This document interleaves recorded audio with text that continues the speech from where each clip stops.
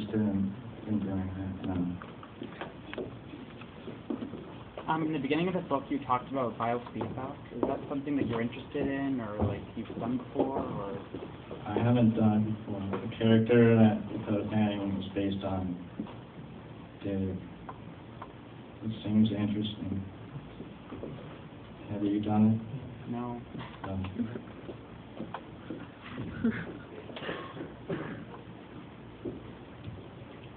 What do you think about the New York Times review that you got? And the error thing about the concept? I think it's fine. The guy said there'd be more dramatic power or something. In one scene, the character's dad brought a baseball bat to try to do something to some other person. So I think he wanted a more plot, or a more movie-like book than what I did. That's my main thought about it.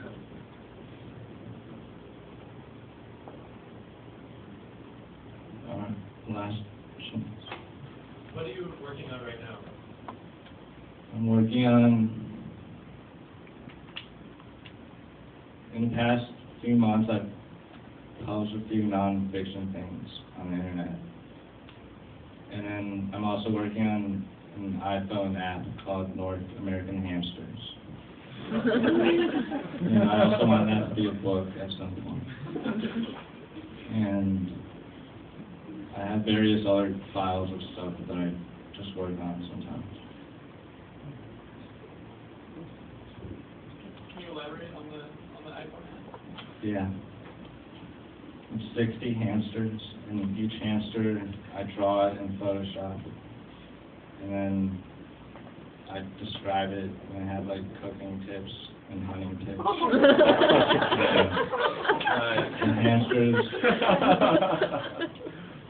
The hamsters are named like severely depressed hamster, stuff like that. I read in an interview recently on the internet somewhere that you like the idea of rich people who like do whatever they want with their money. Have you seen the movie I'm Still Here? Yeah, I like that movie a lot. It got really bad reviews, but I liked it a lot. What's North American Hamsters, the novel, about? I don't know if you can say that, but... When I said I wanted to be a book, I meant just like the same thing, but in a book. So he's 16 hamsters. Why did you write Your Case of the Stranger, like Jonathan Franzen type thing? Why did I write it?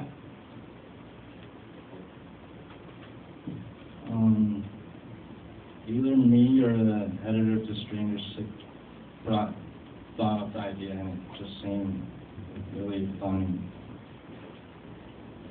It just seemed like a funny, exciting thing to do. Funny, fun, and exciting.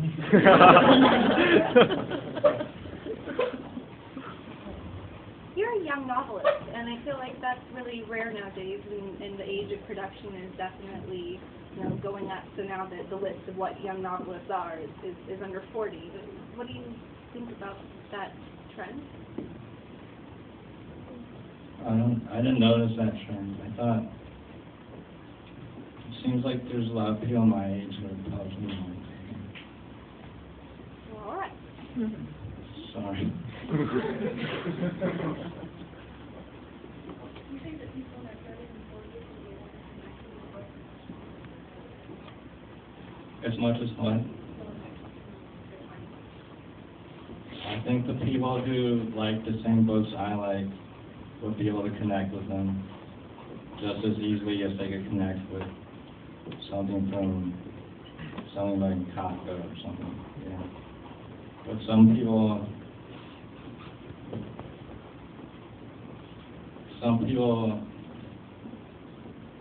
never mind. What are some of the bigger authors you admire?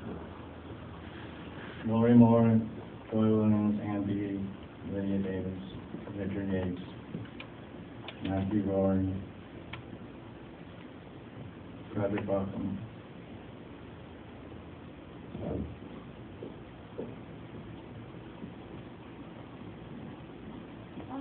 How much of your poetry is autobiographical?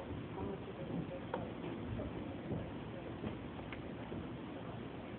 I think all my poetry is completely autobiographical. It's all in almost all in first person, and it's just me talking pretty much, I think.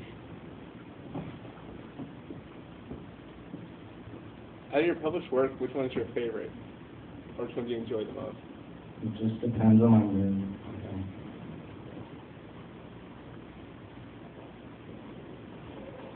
Would you say that you write in different voices for different things? And if so, can you describe what those voices are?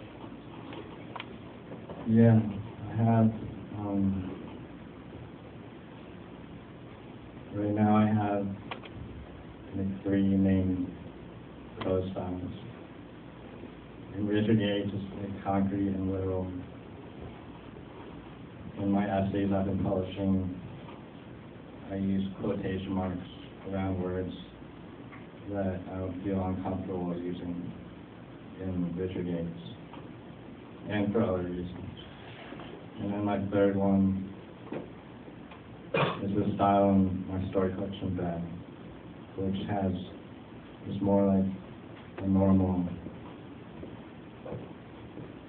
like just a more normal thing. It uses abstractions and stuff. Can you talk more about why you put like the text of how you write? I don't use quotes, and I haven't used that many quotes in any of my published books, I think. Like in Richard Yates, there's barely any quotes. But I would use them for a lot of different reasons. I would use them, or someone else might use italics, like just to stress a certain thing. Or someone might put dashes in between a lot of words to create a really long adjective, and I'll use quotation marks sometimes, just to make it more easy to read. And then if I'm using a word that has a lot of different meanings, I'll put quotation marks around it to indicate that I'm aware of that. And I know there's a few other reasons. Same thing right now. Do you consider the main characters in Bed, each story in Bed, the same main character, or do you consider them all different characters? Different characters. And also to indicate like a change in inflection. Like sometimes if I'm talking and I want to say a really long word that the other person might not know the definition of, I'll say it in a different tone. And I'll do that in the writing also. So in the Strange article, I think you said something like there was like 60 drafts or some like really ridiculous number of drafts for Richard Yates.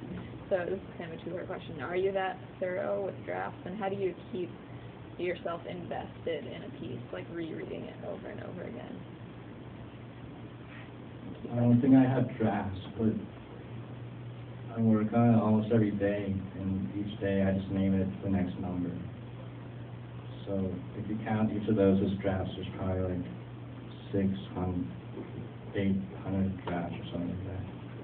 And to keep interested, I get bored throughout it a lot, but then I just delete the parts that make me feel bored and keep working on it to make it exciting. Because the books I like the most, I can reread a lot of times. So I just try to do that with my books when I'm working on it.